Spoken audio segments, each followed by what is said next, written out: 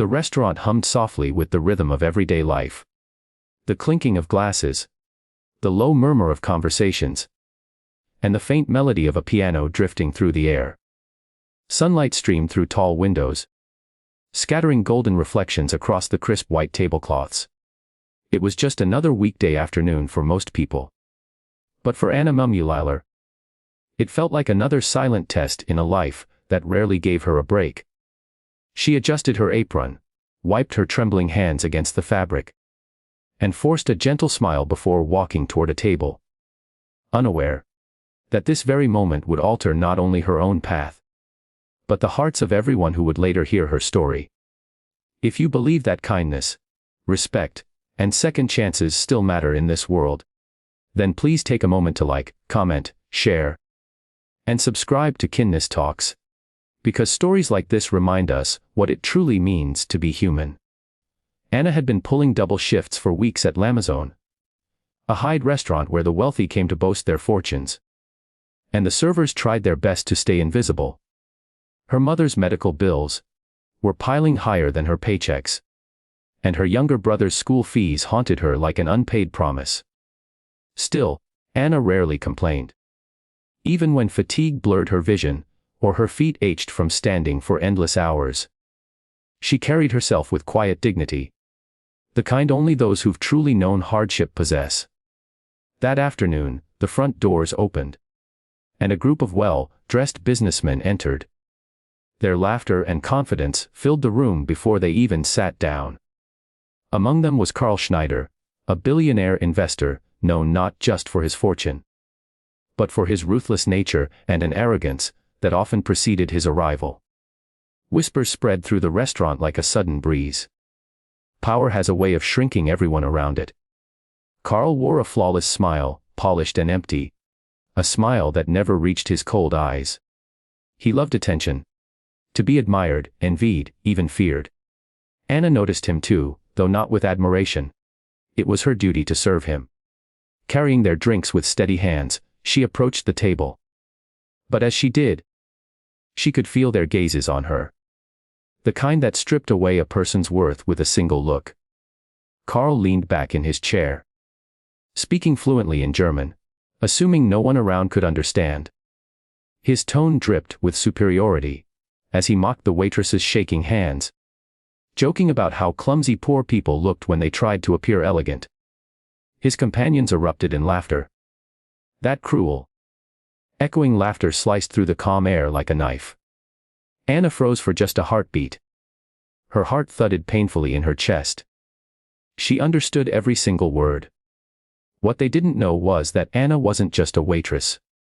She was once a promising language student, who had dreamed of becoming a translator.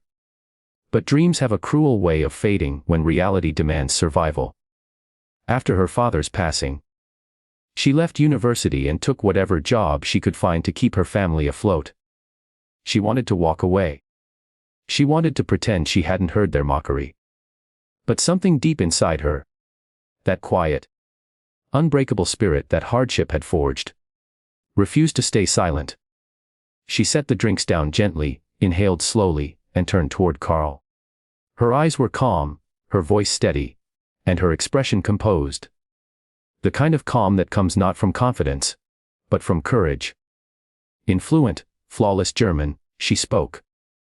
Her words were measured, respectful, but sharp enough to pierce the arrogance in the air. She told him that true respect is never earned through money, and that intelligence isn't proven by belittling others. She reminded him that the language he used so carelessly was one she had once studied, not to impress, but to connect, to understand, and to bridge worlds. The laughter around the table died instantly. The room seemed to freeze. Even the soft music felt muted. Carl's smirk vanished. For the first time in a long while, he looked uncertain. His companions shifted uncomfortably, their earlier pride collapsing into silence. Anna didn't yell. She didn't seek pity. She simply stood her ground, graceful, unshaken, dignified. Then she walked away, leaving a billionaire staring at his own reflection in a half-empty wine glass. For the rest of the meal, Carl barely spoke.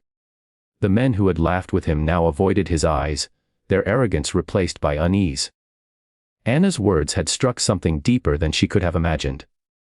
When the meal was over, Carl quietly requested the bill and asked to see the manager. Everyone assumed the worst. Anna braced herself, expecting humiliation, maybe even the loss of her job. When the manager called her over, her heart sank. But then, something unexpected happened. Carl stood up. His face was different now, no longer smug, but human. In both German and English, he apologized. The restaurant fell silent again, stunned to see a billionaire humbling himself before a waitress. He admitted he had misjudged her, that he had forgotten what respect truly meant. Then, instead of a complaint, he left a large tip. Not out of guilt, but out of genuine gratitude, and walked away without another word. Anna didn't cry, though her eyes burned with emotion. She simply exhaled deeply, her heart trembling. Not with fear, but with relief. That day, she hadn't just stood up for herself. She had stood up for everyone who had ever been made to feel small. Weeks passed. Life went on. The restaurant returned to its usual rhythm. Until one morning, an envelope arrived with Anna's name on it. It was from Carl Schneider. Inside, he wrote a letter that changed everything. He confessed that their encounter had forced him to look at himself honestly. He revealed that he had grown up poor, something he had long buried beneath layers of ego and wealth. He admitted that somewhere along his journey, he had lost touch with the humility and empathy that once guided him.